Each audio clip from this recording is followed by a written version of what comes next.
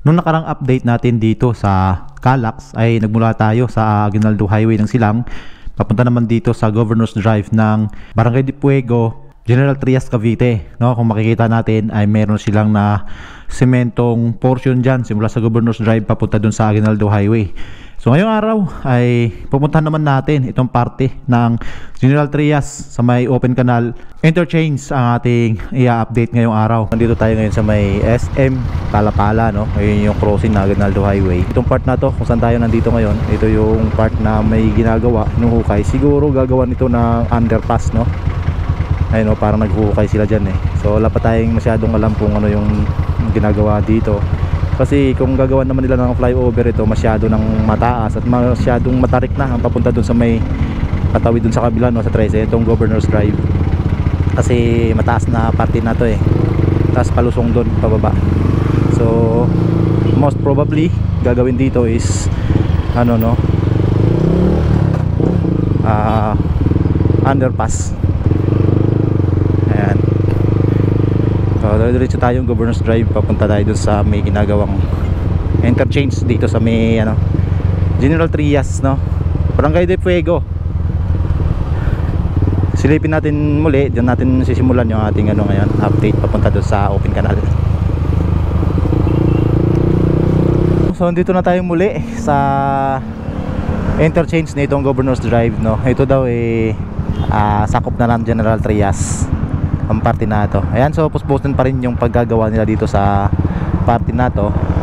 At ayan, no, tuloy-tuloy pa yung kanilang paghuhukay papunta doon sa parting yun. Ayan, tapos babaybay natin yung kalsada dito papunta ng open canal. Pero bago yan, ipiflex ko muna sa inyo yung ginagawang bagong provincial capital ng Cavite na matatagpuan natin dito sa may along Governor's Drive lamang sa may Barangay Cabuco, 13 Martires.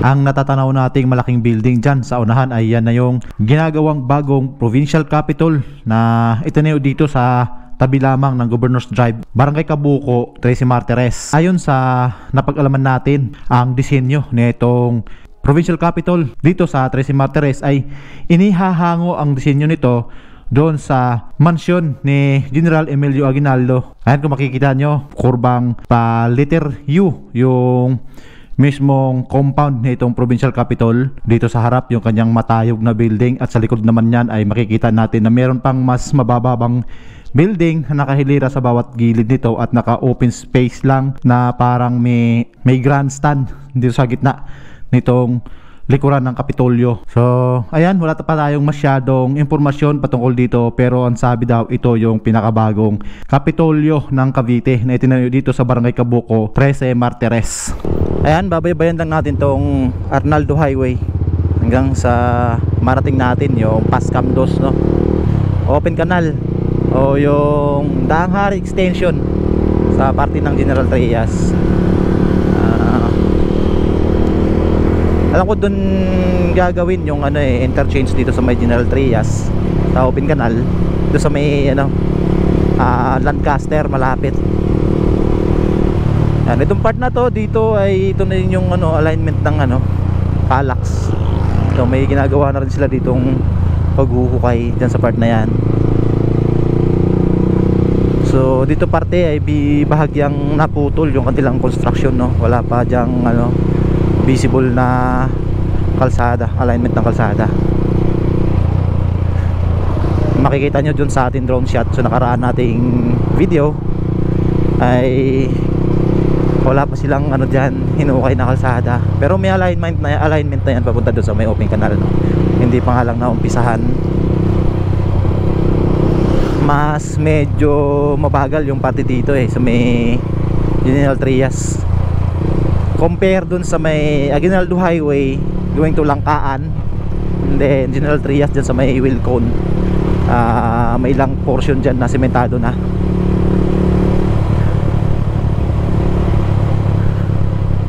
Ayan, dito mayroon reblocking din dito gawa nitong ano, renovation nitong kalsada.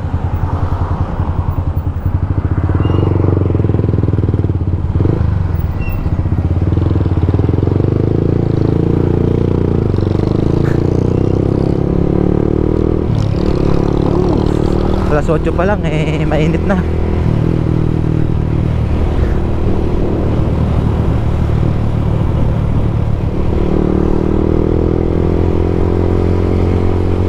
Ito ay ano no, ang barangay San Francisco ng General Trias. Itong binabaybay natin ay ano, Arnoldo Highway.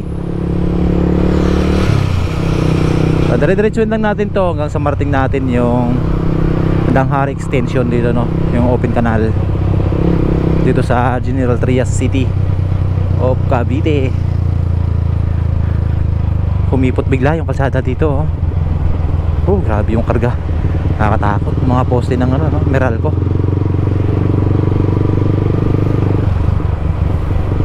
So doon sa bungad, malawak yung kalsada dito eh, biglang kumipot. Nagiging 2 lanes na lang ulit yung ano, kalsada. Dito bahagyang lumapad-lapad na naman.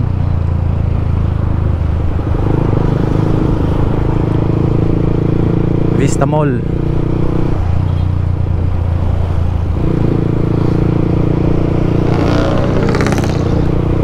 Dito tayo sa kahabaan ng Arnoldo Highway. Dito ay Barangay Santiago pala ng General Trias na makikita natin dito yung kanilang poste. Ito, ginagawa yung poste. Tapos dito, tatawid pala siya ng Arnoldo Highway papunta doon sa may right side nitong Arnoldo Highway kung tayo papunta ng 13 Martires, no? Doon sa Governor's Drive, no? General Trias pa rin, no?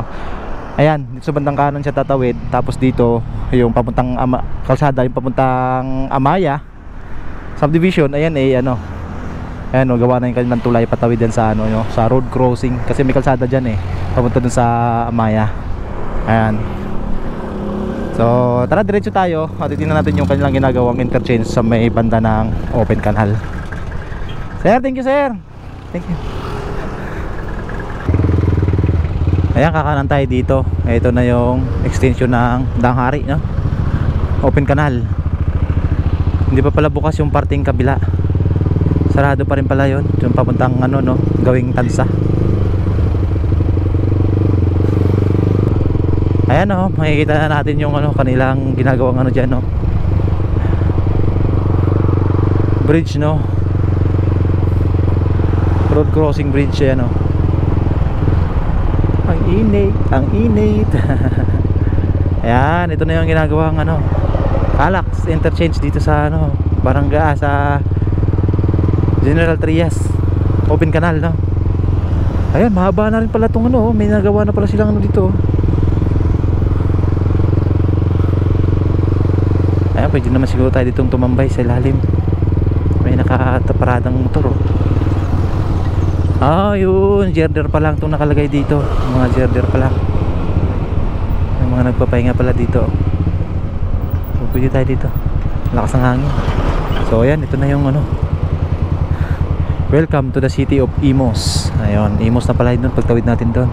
Nandito na tayo sa parte kung saan nagpapanagpo itong Danghari at Calax. At sa bandang unahan lang nitong ginagawang tulay, kung saan makikita natin dito ngayon, nandito tayo nakapahinga sa ilalim nitong tulay, ay makikita natin doon sa bandang unahan ang ginagawang interchange dito sa parte ng open canal o Danghari Extension. Ito ay malapit lang sa may arko papasok ng bayan ng Imos, Cavite. Ito naman sa bandang kanan natin ay makikita naman natin itong tulay na didiretso ito papunta doon pabalik sa Arnoldo Highway at tatawid ulit ito ng Arnoldo Highway pabalik naman doon sa Governor's Drive. Kung pagbabasihan natin yung parte ng Aguinaldo Highway papuntang Governor's Drive ay medyo mas malaki na ang nagiging improvement ng construction doon dahil meron silang parte ng kalsada na semento na sa part na yon.